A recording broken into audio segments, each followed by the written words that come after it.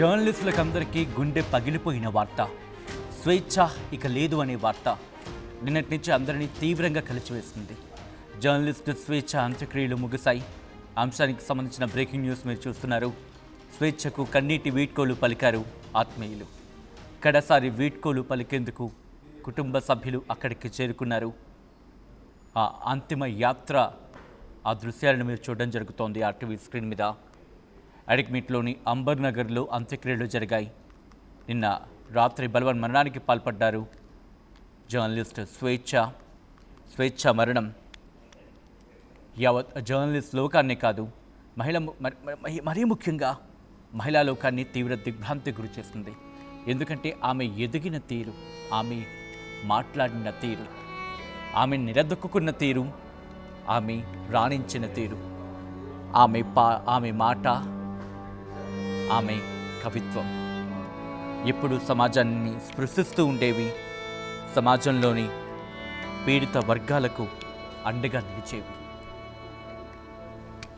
ఆమె మాట్లాడే ప్రతి మాట ఎంతమందిని కదిలించిందో మీరు చూడొచ్చు. ఈరోజు అంతమంది ఆమె ఈ అంతిమ యాత్రలో పాల్గొన్నారంటే అర్థం చేసుకోవచ్చు. మరీ ముఖ్యంగా మహిళా సమాజంలో తనకంటూ ఒక ప్రత్యేక గుర్తింపు తెచ్చుకున్నారు. ఒక సమస్య మీద గళమెత్తే సందర్భంలో తన మాట కన్నా తన ఆ కథం తొక్కేది. అడిక్మిట్ అంబర్ నగర్లోని శ్మశాన వాటికలో జర్నలిస్టు స్వేచ్ఛ అంత్యక్రియలు కొద్దిసేపటి క్రితం ముగిశాయి. స్వేచ్ఛను తలుచుకుంటూ కొంతమంది మాట్లాడుతున్నారు. ఆ జ్ఞాపకాలను నెమరు వేసుకుంటున్నారు. ఒక్కసారి వాళ్ళు ఏమంటున్నారో చూద్దాం.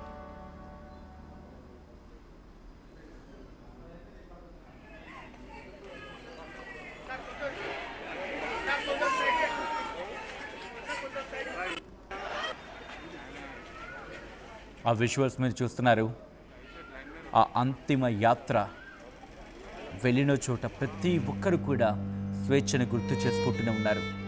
ఎక్కడెక్కడి నుంచో స్వేచ్ఛ ఆ స్మృతులని వాళ్ళతో నెమరు వేసుకుంటూ, మా స్వేచ్ఛ ఏంటి, అంత వేగంగా వెళ్ళిపోవడం ఏంటి, గుండె ధైర్యం, ఒక మగవలోని తెగువ, మాటల్లో ఆ కాన్ఫిడెన్స్, సమాజాన్ని మార్చేయాలి అనే ఒక దృక్పథం, సమాజంలో పీడిత వర్గాలకు అండగా నిలబడాలి అనే గలం, అంత వేగంగా వెళ్ళిపోవడం ఏంటి, ఆమె అలాంటిది కాదే, ఆమె అంత వేగంగా అటువంటి నిర్ణయం తీసుకుంటుందా, ఇది ప్రతి ఒక్కరిని తీవ్రంగా కలిచివేస్తుంది.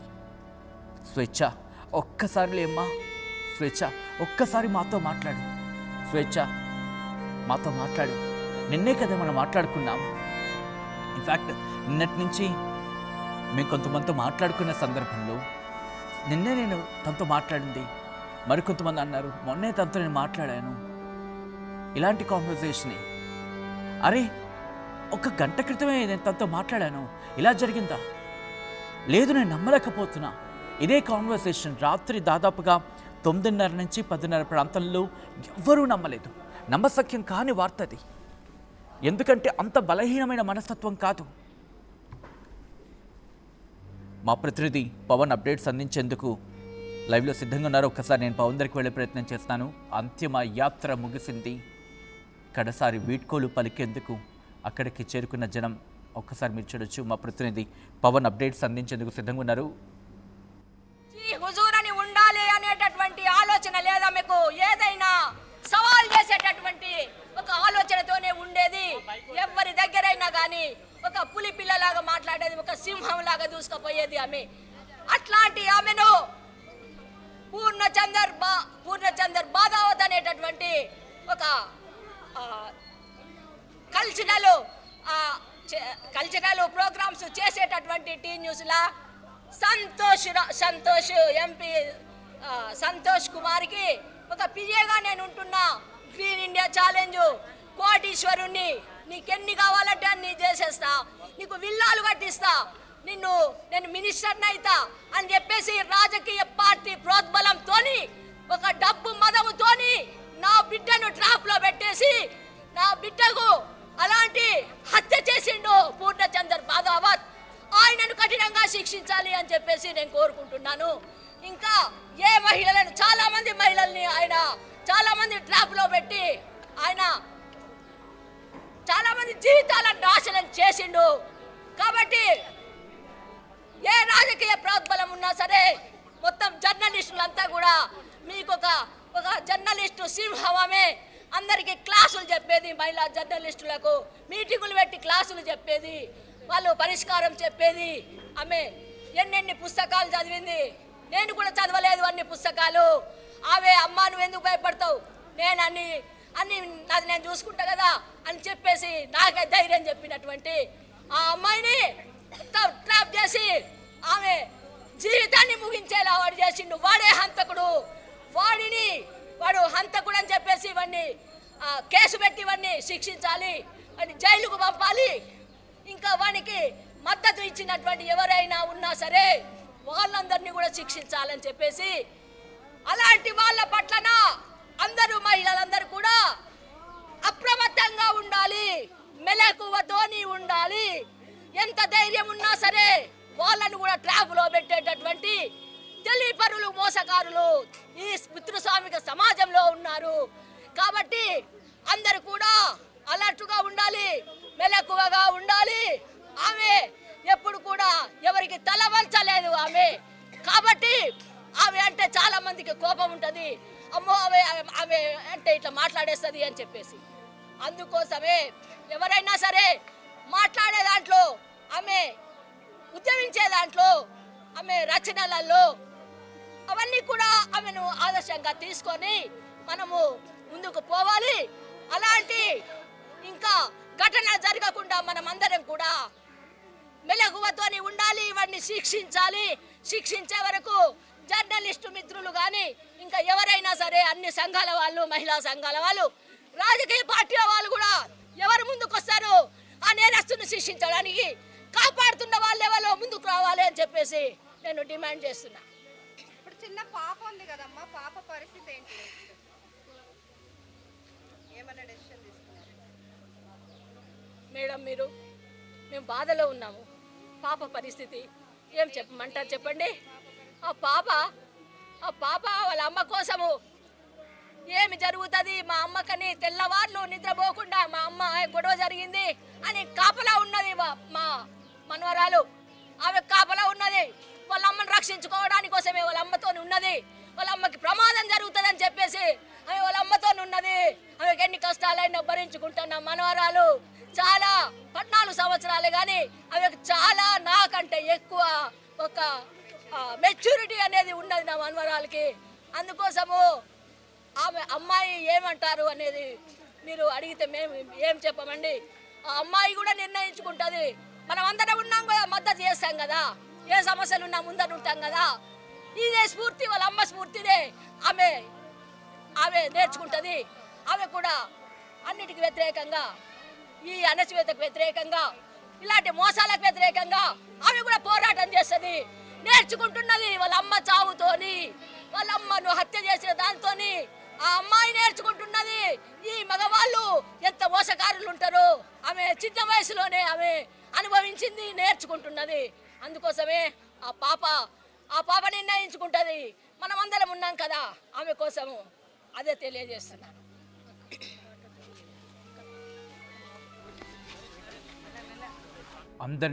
అందరి గుండెని మెలిపెట్టేసా స్వేచ్ఛ. నిన్న నువ్వు లేవు అనే మరణ వార్త ఒక్కసారిగా జర్నలిస్ట్ లోకాన్ని కలిచివేసింది. మా కళ్ళ ముందే తిరిగావు. ఒక మాట స్వేచ్ఛ మాట్లాడిందంటే ఆచితూచి మాట్లాడుతుంది. ఒక మాట తన కళ నుంచి చేజారిందంటే ఆ సమస్యను తూట్లు పొడుస్తుంది.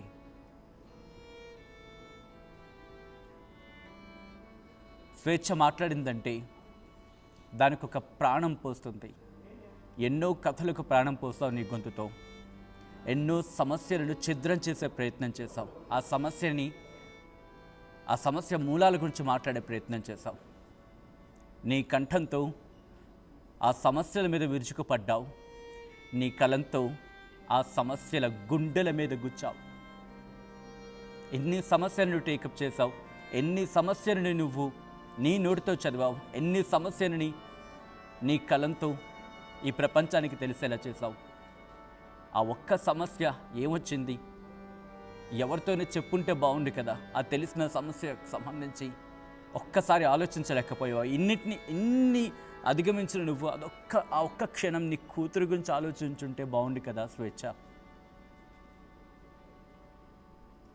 ఒకసారి అక్కడ మాట్లాడుతున్నారు, చూద్దాం. స్వేచ్ఛ ఉరివేసుకొని చనిపోయింది. అయితే మేము లోపలికి వెళ్ళి చూసే వరకు ఆమె బెడ్ మీద నిలబడితే ఉరి పడదు, కానీ ఆమె శవాన్ని చూస్తే కాళ్ళు వంకరైపోయి ఉన్నాయి, చేతులు వంకరైపోయి ఉన్నాయి. తర్వాత ఏంటంటే ఇక్కడ మెడకు కూడా ముక్కలకి వెళ్ళి రక్తం వచ్చింది. ఆ శవాన్ని చూసినప్పుడు ఆమె ఇది ఉరి వేసుకున్నట్టు మాత్రము అనిపిస్తలేదు, అనుమానంగా ఉన్నది.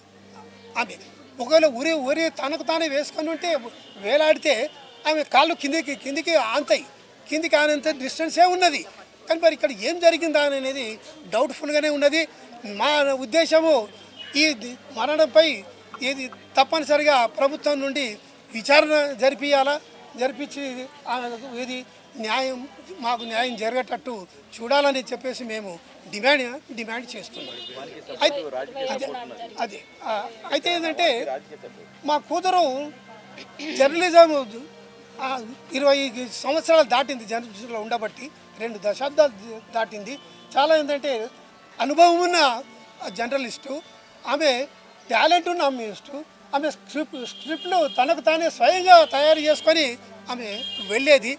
రాజకీయ నాయకులతో ఇంటర్వ్యూ తీసుకున్నప్పుడు ధైర్యంగా వాళ్ళని ప్రశ్నించేది, ఎవరికి భయపడేది కాదు. అటువంటి అమ్మాయి ఇట్లా సూసైడ్ చేసుకున్నది అనేది అది ఇప్పటికీ అది అర్థం కానీ ప్రశ్న కానీ మాకు మాత్రం మిగిలి ఉన్నది. అయితే మా కూతురు ఇది క్రాంతి అనే అబ్బాయితో పెళ్ళైన తర్వాత ఒక కూతురు పుట్టిన తర్వాత వాళ్ళిద్దరి మధ్యన మనస్పర్ధలు వచ్చేసి చట్టబద్ధంగా విడాకులు తీసుకున్న తర్వాత మా బిడ్డ అక్కడ టీ న్యూస్లో పనిచేసేది. వీడు పూర్ణచందర్ కూడా అదే టీ న్యూస్లో వాడు ఏదో కల్చరల్ ఇన్ఛార్జ్గానో ఏమో ఉండేవాడంట. ఈమెకు విడాకులు కాగానే వాడు మా బిడ్డ వెంటబడి వాడు చెప్పిండు 26 తారీఖు నాడు నా కూతురు ఏదంటే, నాన్న మేము కలిసి ఉండలేము, మేము విడాకులు తీసుకుంటాము, నువ్వు వెంటనే వచ్చి మాట్లాడు అని అంటే నేను వెళ్ళి మాట్లాడినా. ముందు నా కూతురుతో మాట్లాడినా, నాన్న గట్టిగా నిర్ణయం తీసుకున్నానని చెప్పింది. తర్వాత వాడితో మాట్లాడినా. అప్పటి వరకు నేను మాకు సంబంధం లేదు, వాడి ముఖం కూడా నేను చూడలేదు. అదే ఫస్ట్ టైము. వాడు ఇంకో స్నేహితుడు కూడా ఉన్నాడు, ఇద్దరు ఉన్నారు. వాడు నాకు చెప్పడం ప్రారంభిస్తూనే మొట్టమొదటిగానే మేము 5 సంవత్సరాల నుంచి కలిసి ఉన్నాము స్వేచ్ఛ, నేను 3 సంవత్సరాలు వెంటబడి నేను ఆమెను కలిసి జీవించడానికి ఒప్పించుకున్నాను. ఇప్పుడు మేము 5 సంవత్సరాల నుండి కలిసి ఉంటున్నాము, కానీ మా మధ్యలో కొద్దిగా మనస్పర్ధలు వచ్చినాయి. అప్పుడప్పుడు గొడవ పడుతూ ఉండేవాళ్ళం. మరి ఇప్పుడు మాత్రము ఉండలేము అని అనేసి అది అనుకుంటున్నాను అని వాడు చెప్పి, మరి మీ అభిప్రాయం చెప్పండి అని నన్ను అడిగాను. నా అభిప్రాయం నేనేం చెప్పేది, మీరు నిర్ణయం చేసుకోండి, మీరు నిర్ణయం చేసుకునే వాళ్ళు మీరు అని చెప్పేసేసి నేను వెళ్ళిపోయినా. ఇక నేను పోయిన తర్వాత వాళ్ళు మళ్ళీ ఏం గొడవ పడ్డారు, ఆమెను ఏం టార్చర్ చేసిండ్రు ఇక నాకు తెలియదు. నేను వెళ్ళిపోయిన తర్వాత నా కూతురు డ్యూటీకి వెళ్ళిపోయింది. టీవీలో ఒక ఫేస్ బాగానే కనబడ్డది. నేను మా మనవరాలను అడిగాను, అమ్మ ఎట్లుందిరమ్మా మరి అని అంటే లేదు నాన్న, అమ్మ ఏది సంతోషంగానే ఉన్నది, ఇది అబ్బ పీడ విరుగుడైంది అని నేను మాట్లాడింది అని మనవరాలు చెప్పడంతో నేను కొంచెం రిలాక్స్ అయ్యాను. లేకుంటే కూతుర్ని ఏం చేసుకుంటుందో ఏంటిదో అని మళ్ళీ కొద్దిగా అనుమానంతోనన్నా ఆమె వెంట ఉండేవాడిని. కానీ ఆమె ఫ్రీగానే ఉన్నదని చెప్పడంతో ఇక నేను ఇది బిడ్డ దగ్గరికి వెళ్ళలేదు. నిన్న మార్నింగ్ కూతురు ఏది స్కూల్కి పంపించిన తర్వాత కూతురు డ్యూటీకి పోతుంది అని అనుకున్నాము. మాకు మనవరాలు తాతయ్య నువ్వే వచ్చి నన్ను తీసుకురా అని అంటే సరే అమ్మా అని నేను వెళ్ళేసేసి తీసుకొని వచ్చిన. ఇంటికి తీసుకొచ్చిన తర్వాత ఆమెకు స్టేషనరీ కావాలంటే ఇప్పించి మళ్ళా ఇంటికాడ దింపే వరకు దింపిపోయినా. నేను కిందనే దింపిపోయినా, పైకి వెళ్ళలేదు, గేట్ దగ్గర దింపిపోయినా. పాప పైకి పోయి డోర్ కొడితే తీస్తలేదంట. అక్కడ వాచ్మెన్కి చెప్తే వాళ్ళు వచ్చేసిండ్రు. తర్వాత మళ్ళీ పాప నాకు ఫోన్ చేసింది, తాతయ్య నువ్వు వెంటనే రా, వెనుకకు రా, అమ్మ పలుకుతలేదు, లేస్తలేదు అని చెప్తే నేను వెళ్ళాను. నేను 8:30 వరకు నేను వెళ్ళే వరకు డోరు పగలగొట్టేసేసి పెట్టిండ్రు. పగలగొట్టగానే బయటకు వెళ్ళే శవము లోపల రూమ్లో వేలాడుతూ కనబడ్డది. ఇది జరిగింది. అయితే దీనికి నాకేంటంటే నాకు ఖచ్చితమైన బలమైన అనుమానం ఉన్నది. పూర్ణచంద్ర వాడు ఏమైనా చేసి ఉంటాడా అనేది. ఆమెను సూసైడ్ చేసుకోవడానికి వాడు అన్ని విధాలుగా పురికొల్పి ఉంటాడు, ప్రోత్సహించి ఉంటాడేమో అనేది నాకు డౌట్గా ఉంటుంది. దీని మీద ఖచ్చితంగా ప్రభుత్వము ఇది సిబిఐతో న్యాయ విచారణ జరిపించి నిజాలు తేల్చి వాటికి కఠినంగా చట్టబద్ధంగా కఠినంగా శిక్షించాలి. ఇక భవిష్యత్తులో వీడి ద్వారా మరే అమ్మాయి ఆడపిల్ల బలి కావద్దు, నష్టపోవద్దు అనేది నా యొక్క కోరిక. జోహార్ స్వేచ్ఛ. జోహార్. ఫ్రేమ్లోకి తీసుకున్నాను ఒకసారి.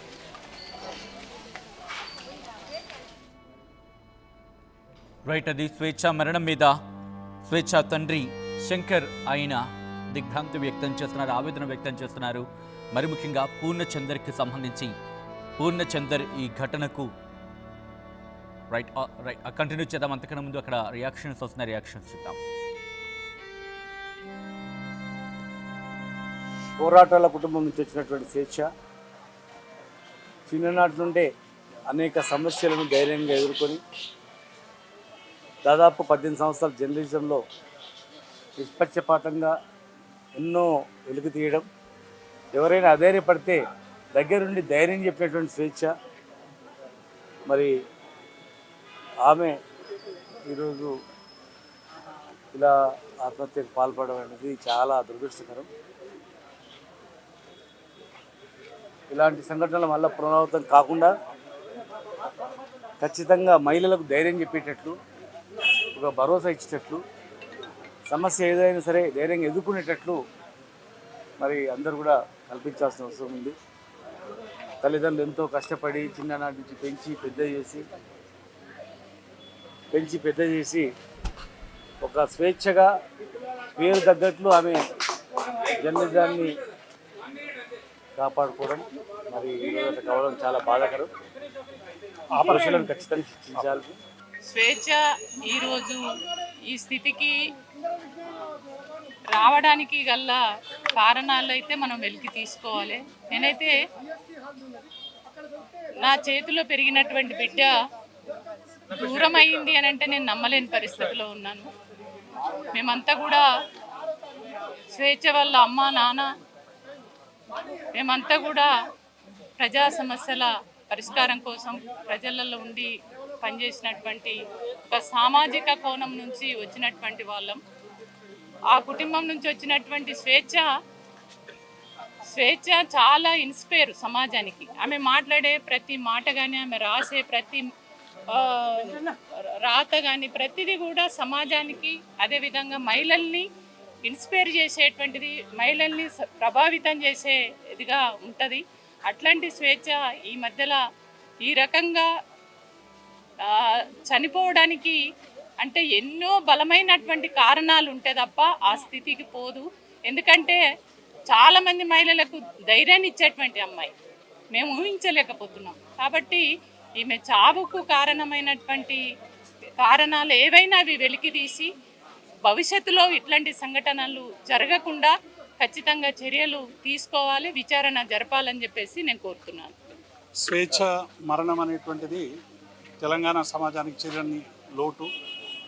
ఎందుకంటే జర్నలిజంలో తెలంగాణ ఉద్యమంలో కూడా ప్రజల పక్షం వహించి ప్రజా సమస్యల్ని ఎప్పటికప్పుడు ఎలుగెత్తి చాటేటువంటి ఒక జర్నలిస్ట్గా ఆమె జీవితం ఎంత ధైర్యంగా ఉండి అనేక మందికి ధైర్యం చెప్పేటువంటి స్వేచ్ఛ తాను ఇంత అధైర్యంగా ఎందుకు పోయిందో అనేటువంటి వెనక ఎంత సంఘర్షణ పడిందో అనేటువంటి ఒక బాధ ఇలా మా అందరిలోనూ కూడా ఉంది.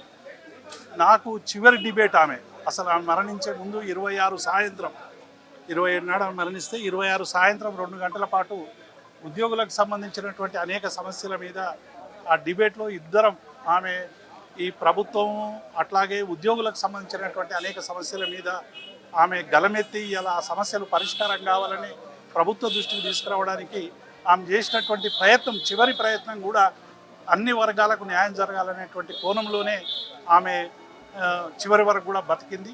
ఈ మరణం వెనుక చాలామంది వాళ్ళ కుటుంబ సభ్యులు కానీ మిగతా వాళ్ళు కానీ అందరూ కూడా ఆరోపిస్తున్నారు ఈ ఆమె మరణం వెనుక ఏదో జరిగిందని. తప్పకుండా ఆ మరణం వెనుక ఏముందో శోధించాలి, తీయాలి. తప్పకుండా దీని మీద విచారణ జరిగి భవిష్యత్తులో స్వేచ్ఛలాగా ఎవరు కూడా ఇటువంటి మరణాలకు తావు లేకుండా చూడాలని మేము విజ్ఞప్తి చేస్తూ ఉన్నాం. పోరాటాల కుటుంబం నుంచి వచ్చినటువంటి స్వేచ్ఛ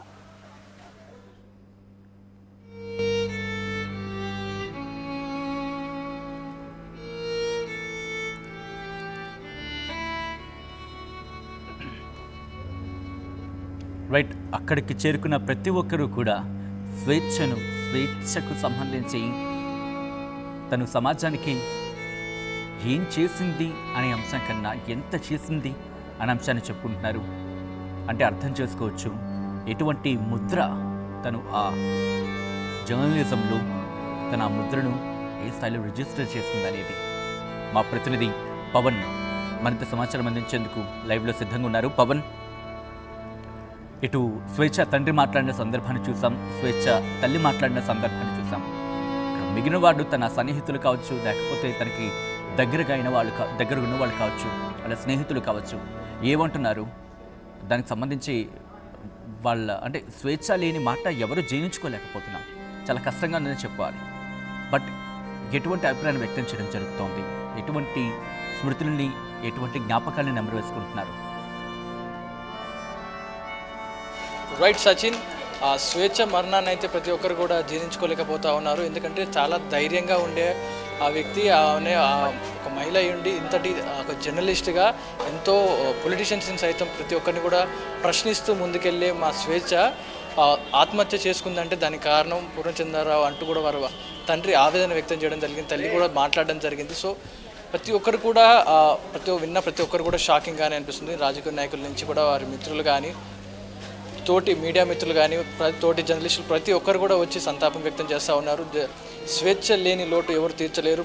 ప్రతి ఒక్కరు కూడా ఒక సొంత మనిషిలా ఉంటుంది స్వేచ్ఛ, ప్రతి ఒక్కరితో కూడా అంటే ఒక ఇంటి మనిషిలా ఉండేది స్వేచ్ఛ. అలాంటి స్వేచ్ఛ ఇప్పుడు అందరికీ దూరం అయిపోయిందన్న మాట జీర్ణించుకోలేకపోతా ఉంటూ కూడా చెప్తా ఉన్నారు. వాళ్ళు రాజకీయ నాయకులు కూడా వచ్చి చూడడం జరిగింది, వారి తల్లిదండ్రులు కూడా పరామర్శించడం జరిగింది. వారి తల్లి అయితే ఆవేదన వ్యక్తం చేస్తూ ఉన్నారు. ఎందుకంటే నా కూతురు ఎంతో ధైర్యవంతురాలు, ఎంతో జర్నలిజం చేసి ఎంతో ముందుకెళ్ళిన నా కూతురు తనకంటే తను చదివిన చదువు ఏదైతే ఉందో, ఏదైతే మాట్లాడుతుందో తనని చూసినప్పుడే నేను మురిసిపోయేదాన్ని. అంతటి ధైర్యంగా ఉన్న స్వేచ్ఛ ఇప్పుడు లేదనేసరికి మాకు దుఃఖం, శోకంలో మునిగిపోయినట్టు కూడా మాట్లాడుతూ ఉంది. సో దీనికి గల కారణాలు ఎవరైతే ఉన్నాయో, ఆ పూర్ణచంద్రరావు ఎవరైతే ఉన్నారో అతన్ని కఠినంగా శిక్షించాలి. ఎందుకంటే అతడు మానసికంగా అతను పెట్టిన క్షోభ వల్లే అతను ఏదైతే ఆ స్వేచ్ఛను ఒక మెంటల్గా బాగా డిస్టర్బ్ చేయడం వల్లనే నా స్వేచ్ఛ ఆ మనసు కుంగిపోయి ఆత్మహత్య చేసుకుంది తప్ప, లేకుంటే చాలా ధైర్యవంతుడు నా స్వేచ్ఛ. సో నా స్వేచ్ఛకు ఇలాంటి గతి పట్టించిన వాడికి శిక్ష పడి తీరాలి, ప్రభుత్వం కూడా చర్యలు తీసుకోవాలంటే కూడా వారి తల్లిదండ్రులు మాట్లాడ జరుగుతుంది. తన తండ్రి అయితే ఇప్పటికీ బాధను వ్యక్తం చేస్తూ ఉన్నాడు. ఇప్పటికి కూడా ఏంటంటే నా స్వేచ్ఛ ఇన్ని సంవత్సరాలుగా ఇన్ని జర్నలిజం చేసి ప్రతి ఒక్క రాజకీయ నాయకుని కూడా ప్రశ్నించిన నా స్వేచ్ఛ ఒక వ్యక్తి పెట్టిన బాధ వల్ల నా కూతురు ఈరోజు చనిపోయినట్టు మాట్లాడడం జరిగింది. ప్రతి ఒక్కరు కూడా అయితే ఇంటి నుంచి శవయాత్రను ఏదో తీసుకెళ్లారో ఇక్కడి నుంచి పెట్టే వరకు కూడా ప్రతి ఒక్క రాజకీయ నాయకులు కూడా వచ్చి ఇక్కడ చూసి లాస్ట్ జర్నీ వరకు అంటే లాస్ట్ చివరి క్షణాల వరకు కూడా స్వేచ్ఛను చూడడానికి రావడం జరిగింది.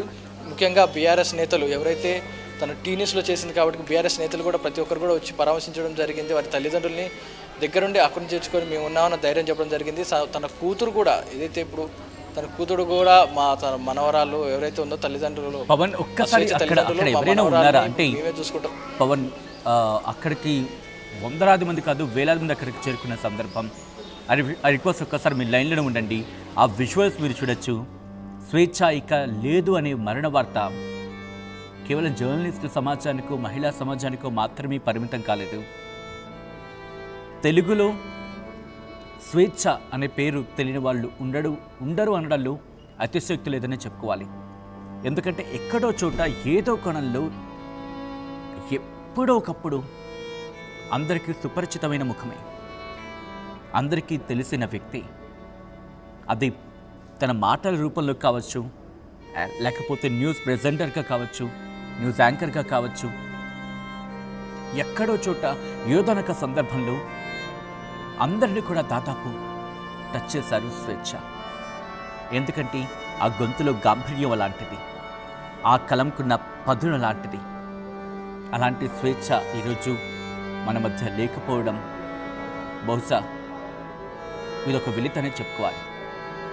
ఎందుకంటే ఒక అమ్మాయి, ఒక మహిళ ఎదిగి తన స్థానాన్ని తాను పదిలం చేసుకొని 25 ఏళ్ల పాటు, రిమెంబర్, 1 కాదు 2 కాదు, శంకర్ గారు చెప్తున్నట్టుగా 25 ఏళ్ల పాటు మెయిన్ స్ట్రీమ్ మీడియాలో తన ఆ ప్రయాణాన్ని కొనసాగిస్తూ ఒక ముద్ర వేసుకోవడం అనేది, సమస్యల పట్ల ఇండివిజువల్గా గళమెత్తగలడం అనేది చాలా అరుదుగా మనం చూస్తూ ఉంటాం. దట్టు ఆ సమస్య మీద గళమెత్తే సందర్భంలో కూడా ఆ మెయింటైన్ చేసే పద్ధతి అంటే సమస్య వైపే నా దృష్టి, నాట్ ఇన్ ఇండివిజువల్స్. వ్యక్తి కాదు నాకు టార్గెట్, సమస్య మాత్రమే టార్గెట్ అనే లెక్కలో ఉంటాయి తన మాటలు, తన వ్యాఖ్యలు కూడా. ఈ నేపథ్యంలో స్వేచ్ఛ ఇక లేదు అనే మరణ వార్త అందరినీ తీవ్రంగా కలిచివేస్తుంది. ఒక విధంగా చెప్పాలంటే గుండెను పిండేస్తోందనే చెప్పుకోవాలి. స్వేచ్ఛ అంటే బహుశా ఆ మాట పూర్తి చేయాలంటే ఎన్నెన్నో గుర్తుకొస్తూ ఉంటాయి. ఒకసారి విశ్వాస్ మీరు చూస్తున్నారు, స్వేచ్ఛ కూతురు అక్కడ అంతిమ యాత్ర పూర్తయిన తర్వాత ఆమెను అక్కడ అందరూ ఓదార్చి అక్కడి నుంచి తీసుకువెళ్తున్న విజువల్స్ మీరు చూస్తున్నారు. ఈ నేపథ్యంలో స్వేచ్ఛకు కన్నీటి వీడ్కోలు పలికి అందరూ అక్కడి నుంచి వెనుదిరుగుతున్న పరిస్థితి. కామ్రేడ్ నీకు జోహార్లంటూ కొంతమంది, స్వేచ్ఛ అప్పుడే వెళ్ళిపోయావంటూ కన్నీళ్లు పెట్టుకుంటూ ఇంకొంతమంది, మమ్మల్ని విడిచి ఎలా వెళ్ళిపోతావు స్వేచ్ఛ అంటూ ఇంకొంతమంది. ఇలా అక్కడికి చేరుకున్న ప్రతి ఒక్కరూ స్వేచ్ఛను గుర్తు చేసుకుంటూ కన్నీటి వీడ్కోలు పలుకుతున్నారు.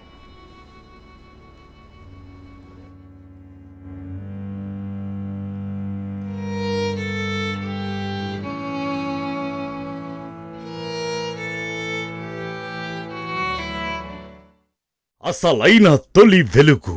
ఫాలో వాట్సాప్ @తొలి వెలుగు official.